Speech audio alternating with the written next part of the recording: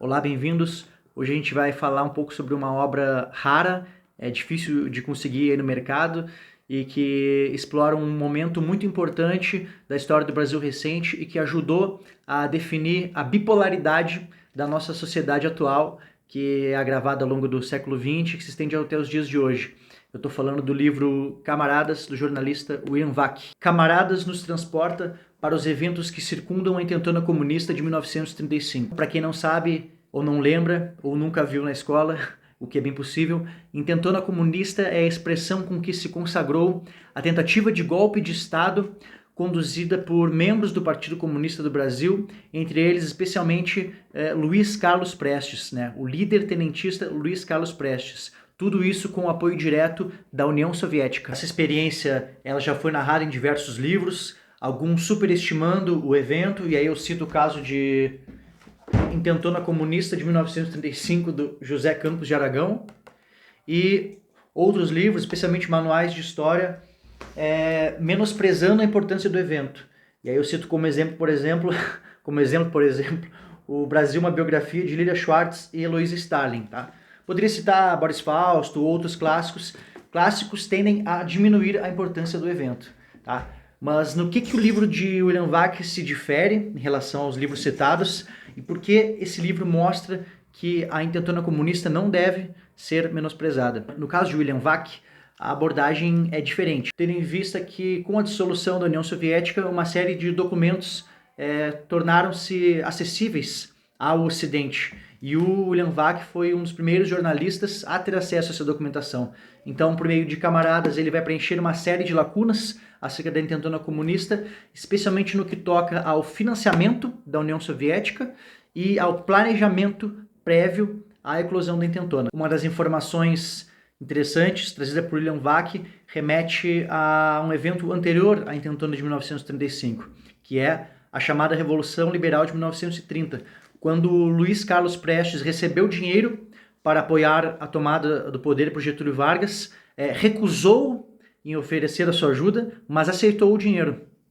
O que Luiz Carlos Prestes faria com esse dinheiro? Esse dinheiro, nos mostra William Vac, ele seria utilizado como um ingresso de Luiz Carlos Prestes aos círculos da Internacional Comunista lá em Moscou, na União Soviética.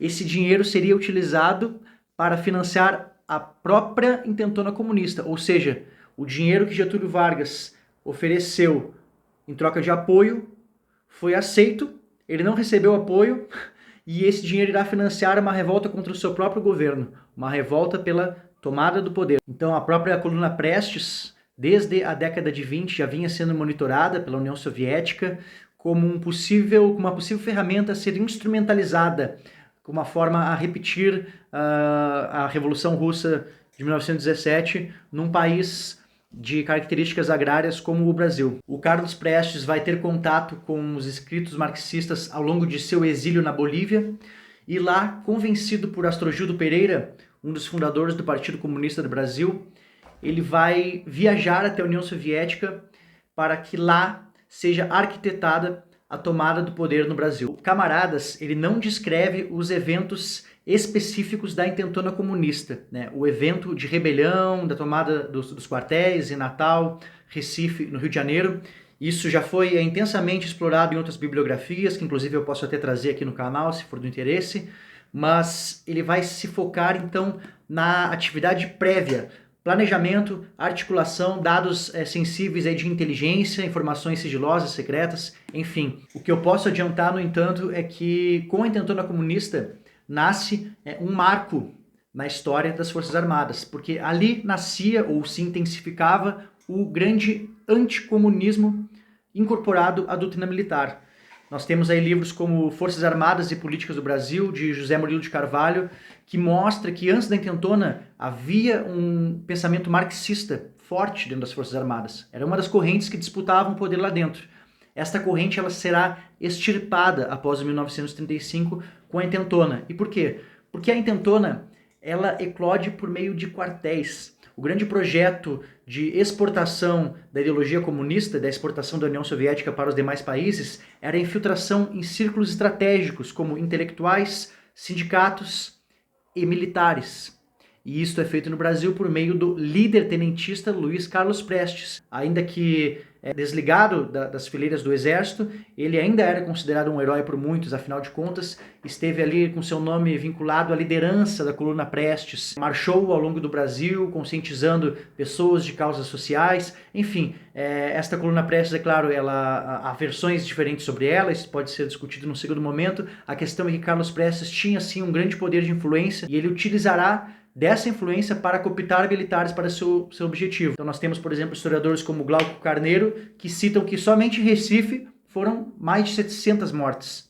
Vejam, 700 mortes num dia de hoje. O que aconteceria? Entre as informações do planejamento soviético trazidas por William Vac está aquela que interessa muito aos comunicantes da área militar, que é dados sobre a rede rádio estruturada que conectava o Brasil a Moscou. Então nós descobrimos aqui por meio de camaradas que havia um posto rádio montado pelos comunistas em Copacabana, um posto rádio na praia de Copacabana, e esse posto rádio se comunicava com um posto rádio em Moscou por meio de uma estação de retransmissão que ficava posicionada na Europa, se eu não me engano no Reino Unido, não tenho certeza, e foi exatamente isto, né, esse tipo de transmissão HF de longas distâncias que possibilitará que essas tramitações, esse planejamento seja interceptado. Então nós temos fontes aqui apresentadas por William Vac que mostram que a inteligência britânica já sabia da eclosão da intentona comunista no Brasil. E esses informes teriam sido retransmitidos a Getúlio Vargas, o que reforça uma hipótese que circula na nossa historiografia, que é de que Getúlio Vargas sabia da eclosão do movimento e deixou ele eclodir para poder, a partir dele, capitalizar politicamente e implantar posteriormente a sua ditadura, né, conhecida hoje como o Estado Novo, em 1937. Luiz Carlos Prestes será preso após cometer uma série de erros de contra-inteligência, erros incompatíveis com o status, né, de grande líder militar estrategista que ele desfrutava. Entre esses erros aí encontram-se a disseminação de mensagens. Luiz Carlos Prestes teria convidado militares a participar do seu evento, para isso circulando estafetas por quartéis onde ele não tinha certeza se contaria com o apoio na eclosão de uma revolta. Outro erro cometido por Prestes foi o armazenamento de atas de reunião entre os integrantes, né, do planejamento da intentona. Carlos Prestes tinha para si que esses documentos teriam um valor histórico no futuro, na construção de sua biografia como um grande líder revolucionário que instituiu o comunismo no Brasil, enquanto na verdade esses documentos deveriam ter sido queimados, e por causa dele não foram. Resultado, os documentos acabaram parando nas mãos da polícia política de Getúlio Vargas. Com a prisão de Prestes, Olga Benário também será presa e deportada para a Alemanha. A Olga Benário foi a agente soviética, né, designada para fazer a segurança de Luiz Carlos Prestes. Com a frustração da insurreição, ela será presa, e sabemos que Getúlio Vargas, com suas tendências nazifascistas, né, inclusive aplicando aqui ferramentas utilizadas por aqueles regimes, tais como a instrumentalização dos sindicatos, a centralização, monopolização do aparato cultural, ele enviará como um presente pessoal Olga Benário para morrer nos campos de concentração da Alemanha. 10 anos depois, Carlos Prestes seria anistiado, sairia da prisão e apoiaria Getúlio Vargas. Os dois se uniriam em prol de projetos políticos, e esta é uma grande mancha na biografia de Prestes que nem aqueles que o defendem conseguem explicar. Outra polêmica trazida no livro e comprovada, né, no livro agora, é a questão do assassinato da jovem Elza Fernandes, militante do Partido Comunista, que, tendo sido presa e torturada, teria passado informações sigilosas para a polícia política de Getúlio Vargas. Com isso, acabaria sendo condenada à morte.